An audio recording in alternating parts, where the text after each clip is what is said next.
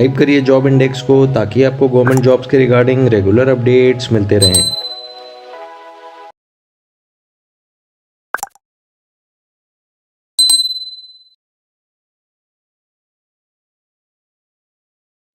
इस वीडियो में हम डिस्कस करेंगे कि सेंट्रल आर्म पुलिस फोर्स को अगर आप ज्वाइन कर रहे हो तो वहाँ पर आपका करियर कैसा होने वाला है, आपका फ्यूचर कैसा होने वाला है और क्या क्या चीज़ों को अगर आपको ज्वाइन करना भी है तो आपको आगे चल के कैसा करियर मिलेगा। तो अगर आपने भी ज्वाइन नहीं करा है और आप ज्वाइन करने के लिए सोच रहे हो, एग्ज़ाम देने के लिए सोच रहे हो या पूरा सिलेक्शन हो गया है जाने के लिए सोच रहे हो, तो उससे पहले यह वीडियो ज़रूर देख लें। आपके रिलेटिव्स में, रिलेशंस में कोई जाने वाला है तो उसको ये वीडियो दिखा दें कि आगे की लाइफ थोड़ा सा मोटा मोटा कैसी होगी, वो इस वीडियो से आपको मैं बता दूंगा। देखो, सीएपीएफ फोर्स में आप चले जाओ, उसके बाद आप एक तरीके से फौजी कहलाए जाओगे, चाहे आपको रिकॉग्निशन मिले या ना मिले। चाहे आप आईटीबीपी में जाओ, एसएसबी में जाओ, बीएसएफ, सीआरपीएफ, सीआईएसएफ, कहीं पे भी जाओ, रिजर्व पुलिस में जाओ, तो आपको कहीं ना कहीं तरीके से बोला जाएगा कि हाँ यार ये जवान है, ये सिपाही है या ये पुलिस फोर्स में है। उसका रिकॉग्निशन मिलना ना पॉसिबल है या मिल भी सकता है। ये चीज़ आपको आपकी ऑर्गेनाइजेशन पे डिपेंड होके मिलेगा। अगर आप बीएसएफ ज्वाइन कर रहे हो तो हाँ, आपको थोड़े लोग जानते होंगे, आईटीबीपी को बहुत ही कम लोग जानते हैं, एसएसबी को लोगों को पता ही नहीं है कि नेपाल बॉर्डर भूटान को भी प्रोटेक्ट करती है। तो सीआईएसएफ का लोगों को बहुत जनरली लोगों को पता होता है, सीआईएसएफ इंडस्ट्रियल सिक्योरिटी फोर्स है तो उसका पता होता है, सीआरपीएफ का भी थोड़ा बहुत पता होता है। तो इन चीज़ों में आपको कैसा आगे करियर मिलेगा वो बताऊंगा। सबसे पहला जो आज का यूथ होता है, अगर आप देखोगे कोई भी लोग किसी भी ऑर्गेनाइजेशन को ज्वाइन करते हैं तो उसमें अंदर ग्रोथ देखते हैं कि फटाफट ग्रोथ किस में होगी, मैं क्या कर लूँ, आगे कैसे बढ़ूँ। जैसा कि प्राइवेट वर्ल्ड में है, एक के बाद एक आगे ग्रोथ और अच्छी चीज़ पाना, लास्ट में ये सबका रहता है कि मैं नॉलेज ले लूँ, थोड़ा इंटेलिजेंस ले लूँ। आज का सारा यूथ, जो भी बच्चे हैं, जितने भी तैयारी करते हैं, वो करियर देखते हैं कि कहाँ करियर आगे है, कहाँ मैं आगे कुछ सीखूंगा, मेरी नॉलेज बढ़ेगी या वहीं अटकी रह जाएगी। तो उन चीज़ों को लेके जाए और फौज को ज़रा देखा जाए तो फौज इसमें थोड़ा सा ठहर जाती है। फौज में आपको ज़्यादा ग्रोथ नहीं मिलती है। आप एक टाइम का काम एक बार कर रहे हो, फिर अगले साल आपको वही काम करना है, उसके बाद भी 1-2 साल बाद आपको वही काम करना है, घूम फिर के आप वही काम करते हो। थोड़े बहुत आपको पीस और बेस के बीच में ट्रांजिशन मिलेंगे कि मैं फील्ड एरिया में हूँ या पीस एरिया में हूँ, बट मोटा मोटा आपकी जो ट्रेनिंग आपको करा दी जाती है स्टार्टिंग में, उसी के अकॉर्डिंग आपका पूरी ड्यूटी लाइफ रिजॉल्व करती है। तो क्लरिकल वर्क हो, पेपर वर्क हो, कोई भी बड़ा प्रोक्योरमेंट का वर्क हो, कुछ भी काम हो, वो एक तरीके से सिमिलर ही रहता है और वो काम करते रहना है। आगे आपका ज़्यादा कुछ सीखने को नहीं मिलेगा, जो आप कर रहे हो उसी चीज़ को करना है। कोई एडिशनल नॉलेज आपकी नहीं बढ़ेगी, कोई एडिशनल चीज़ आप कुछ नया नहीं सीख लोगे कि मैं ये कुछ एक्स्ट्रा चीज़ गेन कर लेता हूँ या कुछ इससे फ़ायदा होता है। तो आपको जितना सीखने को मिल गया है, जितना आपने ट्रेनिंग में सीख लिया है, उसके 1-2 साल बाद सर्विस में जो देख लिया है, उसके बाद आप एक टाइम आएगा जब रियलाइज़ करोगे नहीं, इसके बाद कुछ नहीं है, अब आगे कुछ आगे नहीं है, सिर्फ प्रमोशन हो सकता है अगर मैं अच्छा करूँ, वो है। दूसरी चीज़ जो है ट्रांसफ़र्स। आप अगर एक जगह रुक के एक शहर में रहना चाहते हो, उधर ही अपनी ग्रोथ करना चाहते हो, अपने आप को सेटल करना चाहते हो, तो यहाँ पर आपको ये फैसिलिटी नहीं मिलेगी। आपको फौज में जहाँ नौकरी करनी है, सीएपीएफ में, वहाँ जहाँ आपका ट्रांसफ़र आएगा वहाँ आपको जाना पड़ेगा और वो ड्यूटी करनी पड़ेगी। हो सकता है वो 1.5 साल में ट्रांसफ़र आए, 2 साल में आए, लेकिन वो आएगा।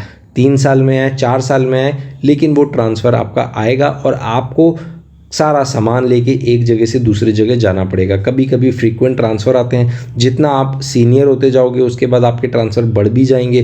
किसी केस में वो ट्रांसफ़र रुक जाते हैं, लोग अपने आप को 1-2 जगह पे फिक्स कर लेते हैं कि नहीं मेरे को यहीं पे ट्रांसफ़र चाहिए, यहाँ मेरा घर है, तो ये होगा। बट लाइफ में थोड़ा स्टार्टिंग में आपको स्ट्रगल रहेगा, आपके ट्रांसफ़र्स आएंगे, आप अपने आप को 1 से 2 जगह पे एक जगह पे सेटल नहीं कर पाओगे और हर जगह जाओगे, हर जगह की अलग रिक्वायरमेंट है, अकोमोडेशन मिल रहा है नहीं मिल रहा, घर मिल रहा है तो क्या है, कैसे सेटल करना है, फैमिली को लाना है, 100 चीज़ें इससे लिंक्ड अप हो जाती है। सामान कैसे जाएगा, कैसे आएगा, सब चीज़ें आपको खुद करनी होती है, खुद मेंटेन करना होता है, सब काम खुद करना पड़ता है। तो ये भी एक टाइप का आपके लिए इशू रहता है। हाँ, गवर्नमेंट आपको पैसा देती है, सब चीज़ का आपको पैसा गवर्नमेंट की तरफ से मिलता है, ट्रांसपोर्ट करते हो, इधर से उधर सामान भेजते हो, जो भी करते हो सारा पैसा आपको बिल्कुल सही अच्छे से मिलता है, कोई आपको अपने जेब से पैसा खर्च नहीं होगा इन कामों के लिए। तीसरा, फैमिली आइसोलेशन।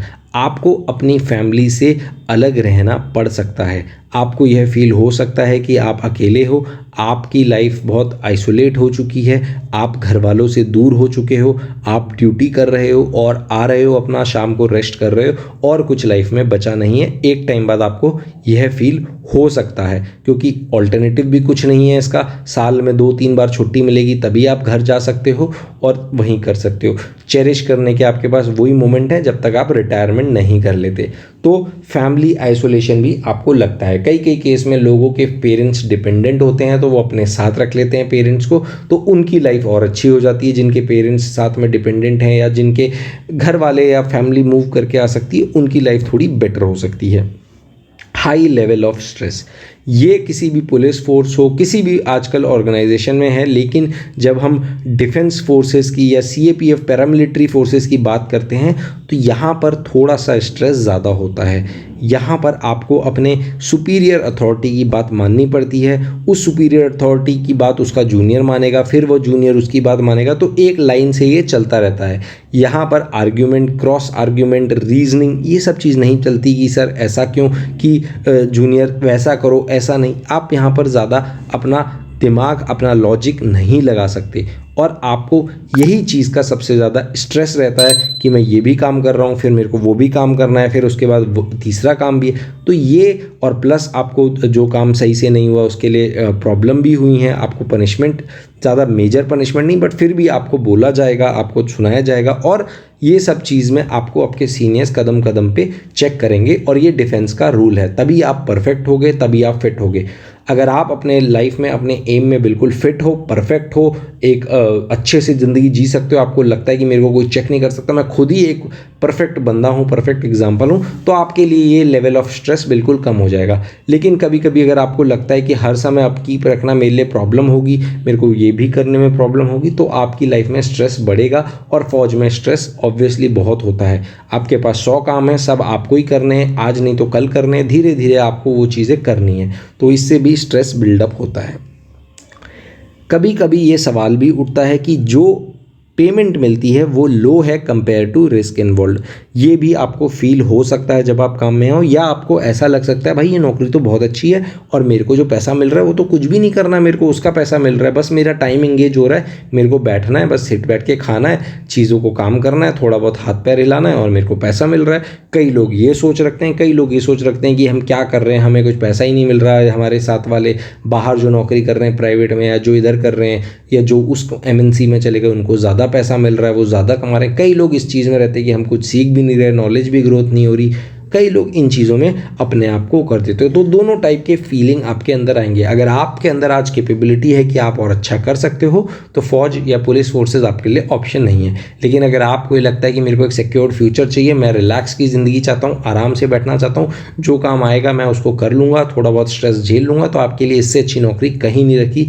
आपको सारी फैसिलिटीज़ इधर मिल रही हैं, सब कुछ मिल रहा है, पैसा भी आपको खूब मिल रहा है। आप अगर उस वे में सोचोगे तो आपको अच्छा पेमेंट मिल रहा है। प्रमोशन थोड़े से स्लैग हैं। हमारी सीएपीएफ फोर्सेस में थोड़ा सा प्रमोशन का इशू है, क्योंकि कई ऑर्गेनाइजेशन जो सीएपीएफ के अंडर आती हैं उनमें बहुत ज़्यादा स्टैग्नेशन हो गया है। ऊपर ग्रोथ करना बार बार अब लोगों की भर्ती के कारण और वैकेंसीज ना होने के कारण तो आगे ऊपर को रुकाव आ रहा है और ग्रोथ ज़्यादा जल्दी नहीं हो रही। तो स्लो प्रमोशन एक आपका फैक्टर रहेगा अगर आप ज्वाइन कर रहे हो इन फोर्सेस को।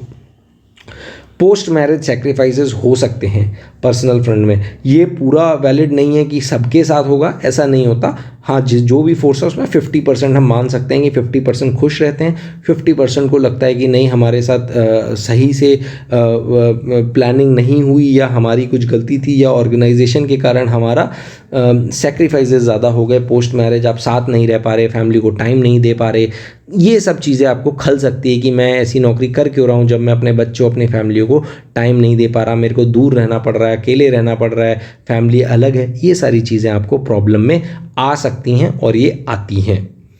फैमिली एकोमोडेशन इनएडिक्वेट होना। अगर आपको ये लग रहा है कि फैमिली अकोमोडेशन हर जगह मिल जाता है, सीएपीएफ फोर्सेस में सही से मिल जाएगा, फैमिली रह लेगी, तो ये भी बहुत बड़ी गलतफहमी है। कहीं कहीं आपको अकोमोडेशन नहीं मिलेगा, कहीं कहीं आपको इक्विवेलेंट पैसा मिलेगा, आपको अपनी फैमिली को बाहर रखना पड़ेगा। जहाँ कहीं अकोमोडेशन है ही नहीं तो आप वहाँ पर अपनी फैमिली को रख नहीं पाओगे। आप पीक फॉर एग्जांपल अगर मैं आईटीबीपी या बीएसएफ इन बॉर्डर में देखूँ तो आप सीधे बॉर्डर में जाके अपनी फैमिली को अपने साथ नहीं रख सकते उधर ना, आपके बच्चे पढ़ेंगे क्या, कहाँ जाएंगे, स्कूल कोई अरेंजमेंट, तो आपको कहीं कहीं जहाँ पर अरेंजमेंट्स बनाए हुए हैं, कॉलोनीज़ बनाई हुई हैं या रेजिडेंशियल एरिया बनाए हुए हैं इन ऑर्गेनाइजेशन में, वहाँ पर अपने फैमिली को रखना पड़ेगा। तो यहाँ पर कभी कभी आपको फील हो सकता है कि अकोमोडेशन नहीं है, घर अच्छे से नहीं मिल रहा, ये सारी चीज़ें आपको इन ऑर्गेनाइजेशन में फेस करने को मिल सकती हैं। हालांकि बहुत जगह आजकल इन्होंने डेवलपमेंट कर ली हैं, चाहे आप बीएसएफ देखो, सीआईएसएफ देखो, सीआरपीएफ देखो, सब जगह अकोमोडेशन देते हैं। सीआईएसएफ अच्छे अच्छे जगह अकोमोडेशन देता है, जिस भी इंडस्ट्री में लोग लगे हैं उन्हीं से टाइप रहता है कि यहाँ के लोगों के लिए कहाँ अकोमोडेशन मिलेगा। तो मोस्टली बहुत अच्छी अच्छी जगहों में सीआईएसएफ के लोगों को अकोमोडेशन मिल जाता है, बीएसएफ, सीआरपीएफ, इन सब को भी अच्छी अच्छी जगह पे अकोमोडेशन मिलता है। आगे बढ़ने का डिफेंस फोर्सेस में एक और सबसे बड़ा इधर जो प्रॉब्लम है वो है प्लीजिंग एटीट्यूड। आपको अपने मालिक को, जो अपना सीनियर है, उसको खुश रखना आना चाहिए।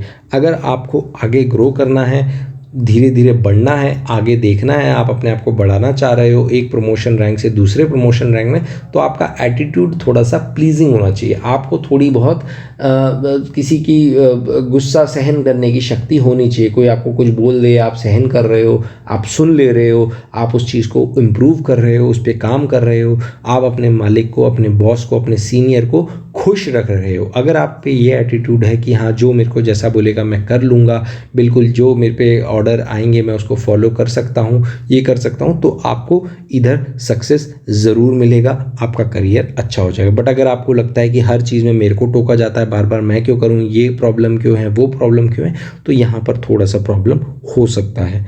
Rough life in forward areas, ये बताने की कोई ज़रूरत नहीं है, क्योंकि आप नेशन को प्रोटेक्ट कर रहे हो तो आपको थोड़ा सा सेक्रीफाइसेस इस फ्रंट में करना पड़ेगा। हालांकि ये कोई बड़ी बात नहीं है, तो इसको मैं कोई बात नहीं बोलूँगा। इंसान थोड़ा बहुत स्ट्रगल कर सकता है, बट कंटिन्यूस अगर ये स्ट्रगल 1 साल 2 साल 10 साल तक चल रहा है तो थोड़ा प्रॉब्लम हो सकता है। तो मोटा मोटा आप समझ गए होंगे कि इसका मतलब क्या हुआ rough life in forward areas की। आपको एक ही टाइप की ड्यूटी, 2 टाइप की ड्यूटी, 3-4 टाइप की जो वैरायटी है उसी को करना है अपने 20-25 साल 30 साल के करियर में। Limited choices for children education, बच्चों की पढ़ाई के लिए जैसे मैंने बोला, जहाँ अकोमोडेशन होगा वहाँ आप अपनी फैमिली को रखोगे और वहीं पे पढ़ा सकते हो। ऐसा नहीं है आप कहीं और पढ़ा सकते हो, या आप किसी शहर में रह रहे हो, सिटी में रह रहे हो, जहाँ पर आपके पास 10 स्कूल अवेलेबल हैं, 15 स्कूल अवेलेबल हैं, सब कुछ अवेलेबल है, आप सारा चीज़ छून मान के बिल्कुल वो कर सकते हो कि हाँ इधर डालूँ। यहाँ पर आपके पास वैसा नहीं है। यहाँ पर जहाँ आप देखोगे कि अकोमोडेशन है, वहाँ पर नियर बाय स्कूल क्या है, सब लोग के बच्चे किधर जाते हैं, सब लोग के बच्चे किधर पढ़ते हैं, आपको उधर ही डालना पड़ेगा और उधर ही आप डालोगे, मोस्टली अपने बच्चों का एडमिशन कराओगे। तो लिमिटेड चॉइसेस आपके पास रहेंगे और लिमिटेड ऑप्शंस आपके पास अवेलेबल रहेंगे। तो आई होप यह वीडियो आपको अच्छी लगी होगी। इस वीडियो में एक मोटा मोटा कवरिंग मैंने करी है कि कैसी लाइफ आपकी होने वाली है अगर आप आगे चल के सीएपीएफ ज्वाइन करने की सोच रहे हो। तो आई होप यह वीडियो आपको अच्छी लगी होगी। वीडियो अच्छी लगी तो वीडियो को लाइक करिए, कुछ क्वेरी है तो नीचे कमेंट करके हमसे पूछिए, हम आपको उसका रिप्लाई ज़रूर करेंगे।